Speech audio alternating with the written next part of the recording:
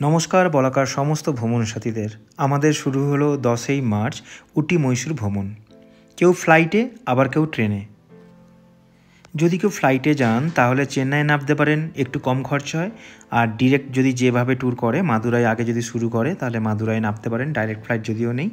তো যাই হোক, আমরা কেউ ট্রেনে কেউ ফ্লাইটে জার্নি করে আমরা পৌঁছে গেলাম মাদুরাই। আমরা ট্রেন থেকে নেমে প্রায় কম বেশি 15-20 মিনিট পর আমরা হোটেলে অটোতে করে এলাম। আমরা 10ই মার্চ ট্রেনে চড়েছিলাম।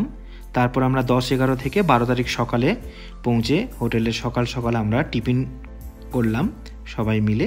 তারপর আমরা দুপুরে লাঞ্চ করে বেরিয়ে পড়লাম মীনাক্ষী মন্দিরে।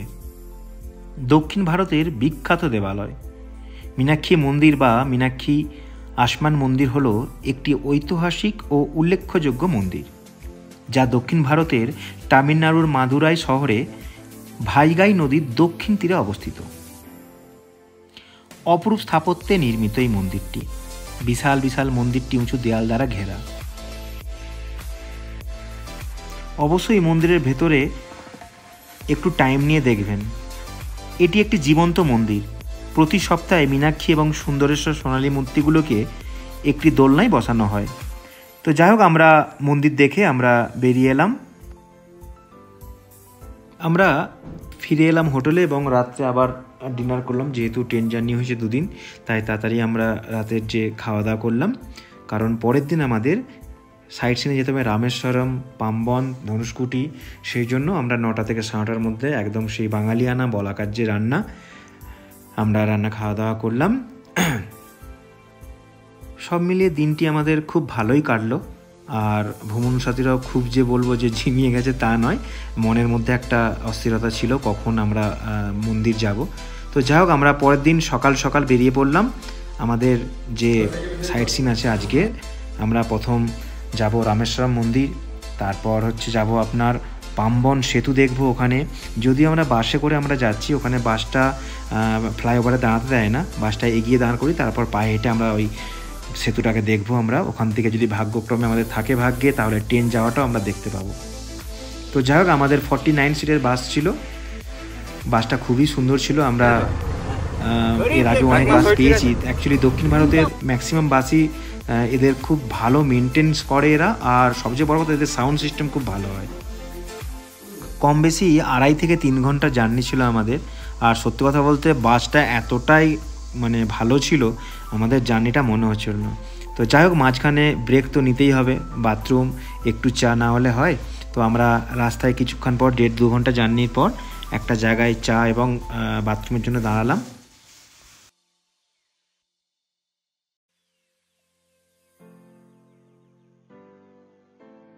আমরা দেখতে দেখতে চলে এলাম সেই পাম্বন সেতুর সামনে। পাম্বন সেতু একটি রেল সেতু, যা ভারতের মূল ভূখণ্ডের শহরকে পাম্বন দ্বীপ ও রামেশ্বরমের সাথে সংযুক্ত করে। এটি 1914 সালের 24শে ফেব্রুয়ারি খোলা হয়েছিল। সেতুটি ভারতের প্রথম সমুদ্র সেতু। রেল সেতু বেশিরভাগ ক্ষেত্রে একটি প্রচলিত সেতু, যা কংক্রিটের পিলারের ওপর স্থির থাকে, কিন্তু পাম্বন সেতুর মাঝপথে একটি দ্বিখণ্ডের বাসকুল সেতু বিভাগ রয়েছে, যা জাহাজ চলাচলের সুবিধা প্রদান করে। মাদুরাই থেকে রামেশ্বরম যাওয়ার পথে এই বৈচিত্র্যময় পাম্বন সেতু একটু দর্শনীয় স্থল। অবশ্যই রামেশ্বরম এলে এর ওপর দিয়েই যেতে হবে। আর সত্যি কথা বলতে বাস যদি না থাকে, ছোট গাড়ি টেম্পো ট্রাভেলার, 4 সিটার, 7 সিটার, এইসব যদি গাড়ি করে এই ব্রিজের ওপর দিয়ে যান, তাহলে এই গাড়ি কিন্তু এখানে দাঁড় করিয়ে সুন্দরভাবে ফটোগ্রাফি করা যায়।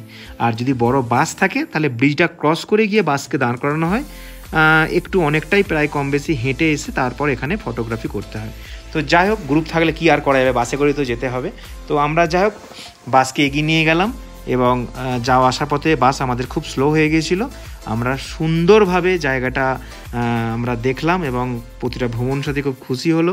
তো যাই হোক, এই জায়গাটা সত্যি খুব দেখার একটা দর্শনীয় স্থান। আমরা বড় বাস থেকে নেমে দুটি ছোট বাস করেছিলাম ধনুষকুটি যাওয়ার জন্য, কারণ বড় বাসের ওখানে এন্ট্রি নেই। এখান থেকে আলাদা আমাদের দুটি বাস করতে হয়েছিল। কম বেশি এখান থেকে রামেশ্বরম থেকে ধনুষকুটি 30 থেকে 35 কিলোমিটার। তো আমাদের প্ল্যানিং আছে যাওয়া আসার পথে কোথাও দাঁড়িয়ে বসিয়ে একটু আমাদের দুপুরের লাঞ্চটা খেয়ে নিতে হবে। তো জায়গা দেখতে দেখতে যাচ্ছি, তারপরে দেখলাম একটা জায়গা পেয়ে গেলাম। তো যাই হোক, দেরি না করে আমরা দুপুরে যে রেডি করা আমাদের লাঞ্চ ছিল, আমরা সবাই মিলে একটু খোলা হাওয়াতে বসে লাঞ্চ করলাম। বাইরে প্রচুর রোদ ছিল, তো যাই হোক মোটামুটি একটা ছাওয়া পেয়ে গিয়েছিলাম। আমরা দুপুরের লাঞ্চটা এখানেই সারলাম।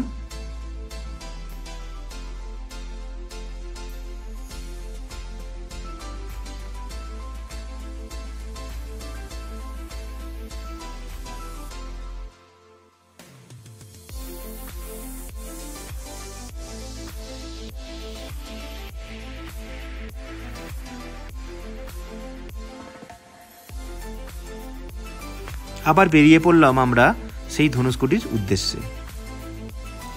সূর্য, বালি এবং জল, সেরা সমুদ্র সৈকতের অভিজ্ঞতা যা একজন ভ্রমণকারীকে মোহিত করে, ঠিক এখানেই ধনুষকোটিতে।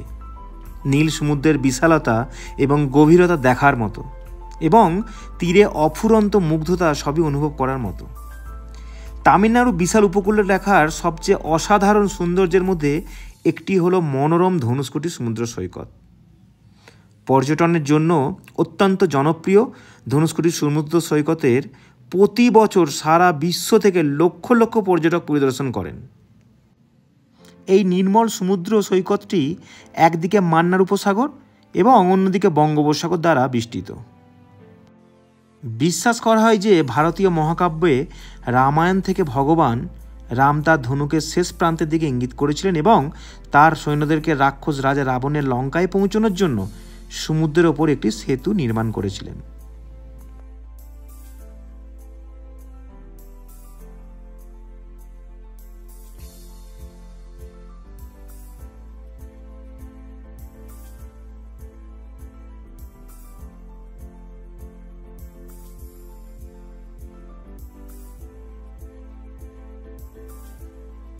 আমরা বেশ কিছুক্ষণ টাইম কাটিয়ে আবার সেই ছোট বাসে করে আমরা চলে এলাম রামেশ্বরমের উদ্দেশ্যে।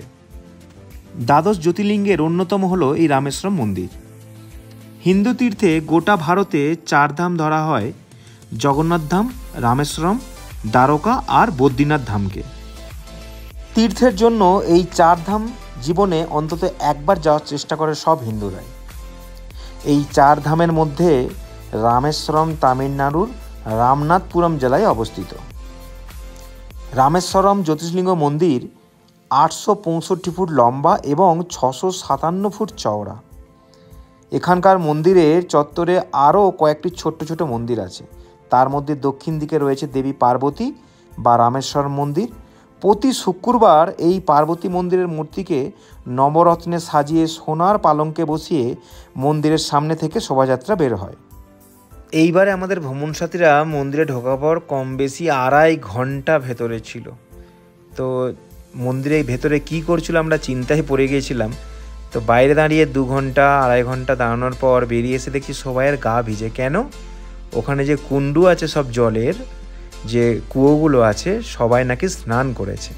তো যাই হোক, ওখান থেকে আমরা বেরিয়ে এসে আবার আমরা চলে এলাম আধুনিক ভারতের এক জীবন্ত তীর্থ কালাম স্যারের স্মৃতিসৌধ।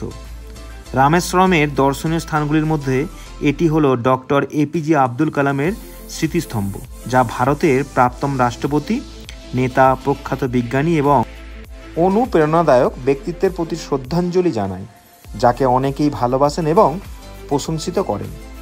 তো যাই হোক, এখানে আমরা বেশ কিছুক্ষণ কাটালাম এবং সমস্ত ভ্রমণ সাথীদেরকে নিয়ে একটা গ্রুপ ছবি তুলে রাখলাম। মনে থাকবে সবাইয়ের যে আমরা কোথায় কখন এসেছিলাম। তো যাই হোক, এখানে একটা কথা বলে রাখি, 5টার সময় কিন্তু বন্ধ হয়ে যায়। সকাল 9টা থেকে খোলা থাকে, 5টায় মিউজিয়ামটি বন্ধ হয়ে যায়। তো যাই হোক, ওখানে আমরা কিছুক্ষণ টাইম কাটিয়ে আবার বাসে করে আমাদের এবার হোটেল ফেরার উদ্দেশ্যে। যাই হোক, আমাদেরকে আবার ফিরে যেতে হবে আমাদের যে মাদুরাই যে হোটেল, আমাদের রাত্রিবাস যেখানে আমরা করছি। কম বেশি 2 থেকে 2.5 ঘন্টা আমাদের আবার জার্নি করতে হবে। তো যাই হোক, আগেই বলেছি বাসটা খুব ভালো থাকার জন্য আমাদের অতটা কষ্ট হয়নি, খুব ভালোভাবে জার্নি আমরা করছিলাম। তাই রিটার্নের সময় আর কোনো ভয় লাগছিল না, তার কারণ ঠিকঠাকভাবে আসবো আমরা। আর যেহেতু আমাদের এখানে মাদুরাইতে 2 দিনই স্টে ছিল, মাদুরাইয়ে আমরা এর আগেও যতবারই এসেছি আমরা 2 দিনই স্টে করি, আর অবশ্যই 2 দিন স্টে করা দরকার। একদিন লোকাল ওই মীনাক্ষী মন্দিরটা করা হলো, সেকেন্ড দিন রামেশ্বরম, ধনুষকুটি আর এই আব্দুল কালামের এইগুলো দেখার পর মোটামুটি আবার হোটেলে ফিরে যাওয়া। তো 2 দিন স্টে করলেই যথেষ্ট। তো যাই হোক, আমরা দেরি আর করলাম না, আমরা বাসে করে আমরা আবার হোটেলের দিকে রওনা দিলাম। পরের দিন আমাদেরকে আবার বেরোতে হবে এখান থেকে চেক আউট করে কোদাইকানালের জন্য। তাই আর দেরি নয়, আমরা এগিয়ে গেলাম। একটা কথা কি, প্রতিটা জায়গাতেই ভ্রমণে শুধু যে সাইট সিন থাকে তা নয়, আসা যাওয়ার পথে যে সৌন্দর্য সেটা অবশ্যই দেখার এবং উপভোগ করার।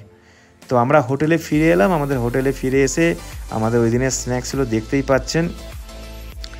আমাদের আবার রাতে ডিনার করব আমরা। তো যাই হোক, আজকের জন্য শুভরাত্রি, সবাই ভালো থাকবেন। আবার দেখা হবে নেক্সট আমাদের কোদাইকানাল নিয়ে আমি আসবো আপনাদের কাছে। সবাই আর একবার শুভরাত্রি, ভালো থাকবেন, মনে রাখবেন বলাকা কোলাঘাট, আমি তপন।